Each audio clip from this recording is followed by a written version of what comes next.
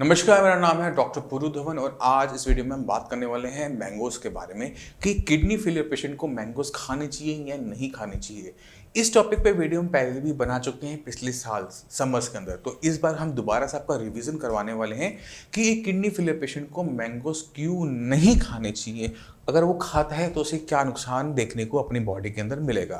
तो हम पहले समझने की कोशिश करते हैं किडनी फेलियर को कि हमने किडनी फेलियर के अंदर मैंगोज क्यों मना है, तभी हम समझ पाएंगे। किडनी फेलियर के अंदर जब होता है तो बॉडी के अंदर बहुत सारा वेस्ट मटेरियल इकट्ठा हो रहा होता है, क्रिएटिनिन है, यूरिया है, ये सब इकट्ठा हो रहा था जो कि हम अपनी रिपोर्टों में आसानी से देख लेते हैं। मगर हमारी बॉडी बहुत सारा वेस्ट मटेरियल बनाती है। हमारे जो बॉडी के जो सेल्स हैं वो छोटा छोटा अमाउंट में एक एसिड को रिलीज करती रहती है जब वो खाना को खाती है, उसका वेस्ट मटेरियल है। अब जब किडनी खराब हो जाती है तो क्रिएटिनिन और यूरिया की तरह ये भी हमारी बॉडी में इकट्ठा होना शुरू होता है। क्योंकि ये एसिड है तो ये किडनी को और तेजी से नुकसान पहुंचाता है और इस कंडीशन को हम कहते हैं मेटाबॉलिक एसिडोसिस। ये अक्सर क्रिएटिनिन लेवल 3.5 4 के आसपास आते ही किडनी को नुकसान पहुंचाना शुरू करते हैं, क्योंकि तब ये इतना स्ट्रॉन्ग हो चुका होता है कि किडनी को नुकसान पहुंचा सके। इसी वजह से जब भी किसी किडनी फेलियर पेशेंट के अंदर हम क्रिएटिनिन के बढ़ते हुए लेवल देखते हैं तो 1 से लेकर 4 तक ये जो स्पीड होती है स्लो होती है। यहाँ तक आने के लिए पेशेंट को कई साल लगते हैं।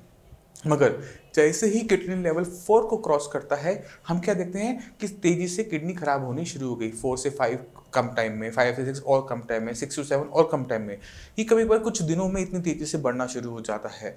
और अक्सर इसके पीछे कंडीशन क्या होती है? Metabolic acidosis. अब हमें पता है कि हमारे ब्लड में एसिड इकट्ठा हो रहा है। अगर एक किडनी फेलियर का पेशेंट मैंगोज खाएगा तो क्या करेगा? मैंगोज के अंदर जो सिट्रिक एसिड है, एस्कॉर्बिक एसिड है, वो अपनी बॉडी के अंदर ले जाएगा। हमारी इंटेस्टाइन्स उस एसिड को एब्जॉर्ब करते हुए ब्लड में लेकर आएगी और हमारा ब्लड और एसिडिक हो जाएगा। यानी ये जो एसिडिक कंडीशन हमारे ब्लड में पैदा हो रही है किडनी की वजह से, उसको हम बढ़ा देते हैं जब हम कोई खट्टा फल खाते हैं और खासकर मैंगो। कभी कभी पेशेंट क्या करते हैं? पेशेंट करते हैं कि मैंने जो आम खाया था वो खट्टा नहीं था, वो मीठा था। मैंगो आपको टेस्ट के अंदर मीठा लग सकता है मगर उसके अंदर ये सिट्रिक चीज़ें, एसिडिक चीज़ें होती हैं और वो आपकी इस कंडीशन को तेज़ी से ख़राब कर सकता है, बढ़ा सकता है मेटाबॉलिक एसिडोसिस को, और किडनी लेवल को तेज़ी से बढ़ा सकता है। क्योंकि किडनी जैसे डैमेज होगी तो हमें तो महसूस तो होगा नहीं, हमें तो वो चीज़ें सारी रिपोर्ट के अंदर देखने को मिलेगी। तो जितने भी किडनी फेलियर के पेशेंट हैं उनको आम पूरी तरह से मना है। जिनका भी ट्रीटमेंट साइंस इंजीनियरिंग से चल रहा है, श्रेयास से चल रहा है, वो गलती से भी किसी भी टाइप का मैंगो का सेवन नहीं करेंगे किसी भी कीमत में। ये मेरी आप सभी से रिक्वेस्ट है, क्योंकि हम बहुत मेहनत करते हैं एक किडनी फेलियर पेशेंट की कंडीशन को बेटर करने में। कभी कभार हम जो छोटी मोटी गलती अपने खाने पीने में कर जाते हैं उसका असर सीधा सीधा पेशेंट पे ही पड़ता है और डॉक्टर को कभी भी अच्छा नहीं लगता कि किसी भी पेशेंट का जिसको वो ट्रीटमेंट दे रहा है उससे क्रिएटिनिन लेवल बढ़े। तो आपने ध्यान रखना है, मैंगोज का सेवन नहीं करेंगे। जो फ्रूट्स आपको बताए जाते हैं, चाहे वो पपाया है, चाहे वो चीकू है, जामुन आने वाले हैं, उसको आप ले सकते हैं। इसी की तरह आप अपना वाटरमेलन नहीं लेंगे मगर मस्क मेलन, खरबूजा आप ले सकते हैं।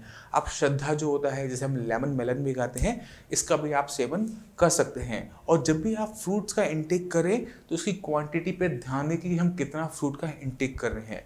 तो नॉर्मली हम जो किसी भी किडनी फेलियर पेशेंट को एडवाइस करते हैं वो है 1 कप या फिर 1 बाउल ऑफ फ्रूट्स। इससे ज़्यादा इंटेक करोगे तो कभी पोटेशियम, कभी बॉडी में फ्लूइड इकट्ठा होना शुरू हो जाता है। तो फलों में ताकत कम होने की वजह से इसको ज़्यादा इंटेक नहीं किया जाता। आपने जो जोर देना होता है खाने पीने के अंदर, वो आपको देना होता है चपातीस के ऊपर, आपको देना होता है राइस के ऊपर अगर आप डायबिटिक नहीं हैं।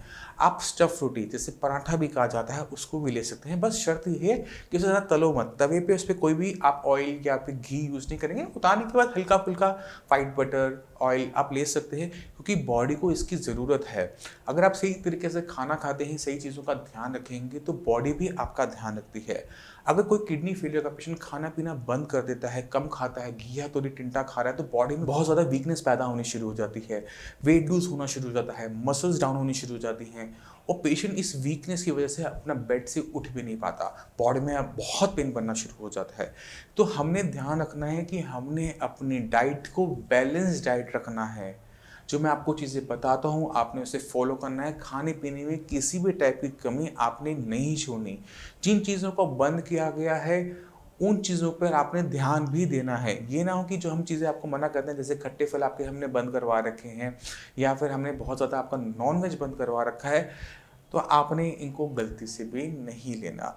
मैं उम्मीद करता हूँ इस वीडियो से आप सभी समझ गए होंगे कि हम क्यों आपके मैंगोज़ इस सीज़न बंद करवाते हैं। लोगों को बहुत पसंद होते हैं, बट मजबूरी में हमें काम करना पड़ता है।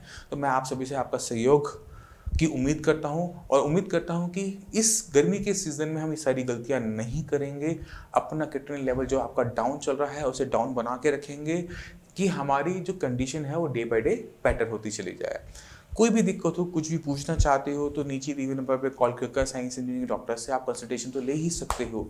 आप क्लिनिक पर आकर हमारी जो डॉक्टर्स की टीम है उससे भी आप मिल सकते हो। अब किसी के साथ आप सभी से मैं चलने की आज्ञा चाहूँगा। मिलते हैं अगली वीडियो में, तब तक के लिए धन्यवाद।